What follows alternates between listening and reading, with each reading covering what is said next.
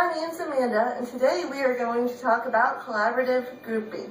You may have some questions about collaborative grouping, and I hope I will be able to answer them. So let's get started.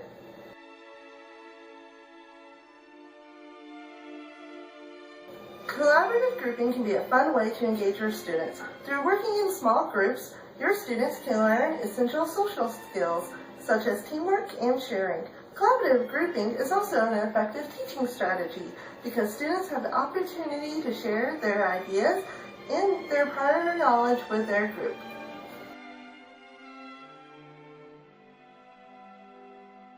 There are 5 defining elements of collaborative grouping. They are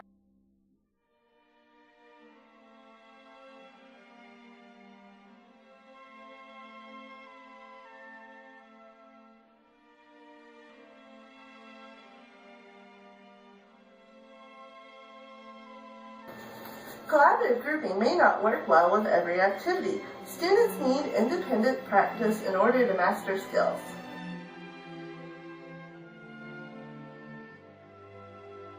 There are several ways to group students. You may group students based on their interest. For example, you may have students who love football in one group and students who enjoy baseball in another group. Another way to group students is by their ability level. You may have students grouped with those at their same ability level, or you may purposely group them with those at a different ability level. For example, you may have a student who struggles with reading grouped with a student who is at grade level with reading. When choosing the number of students to place in each group, there are several things to consider. The type of activity and the supplies and space needed for the activity should both be considered, as well as the factors you use to place the students in their groups. Research has shown that groups of around 3 to 4 students is the most effective. However, you may have students work in pairs for some activities.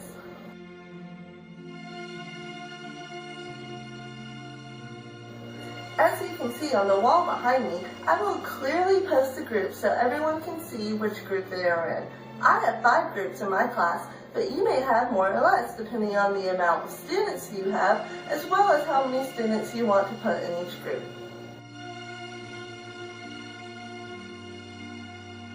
Each group area will be clearly marked so the students know exactly where to go.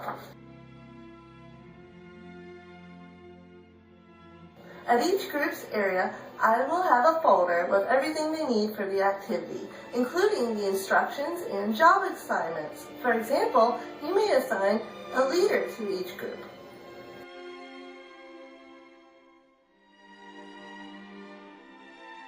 Before the students begin working, I will go over the rules and procedures with them. I will also include in their group folder a copy of the rules and procedures for them to look over.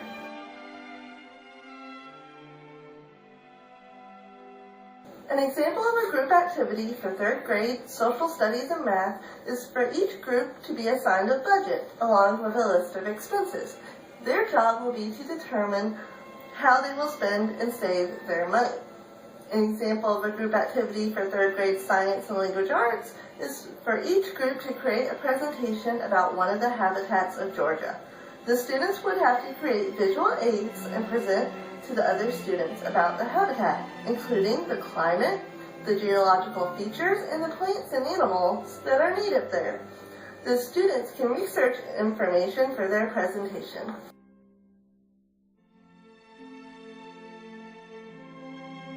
It is beneficial to have the students reflect on their experience with their group. One way to have your students reflect is by having them answer the following questions.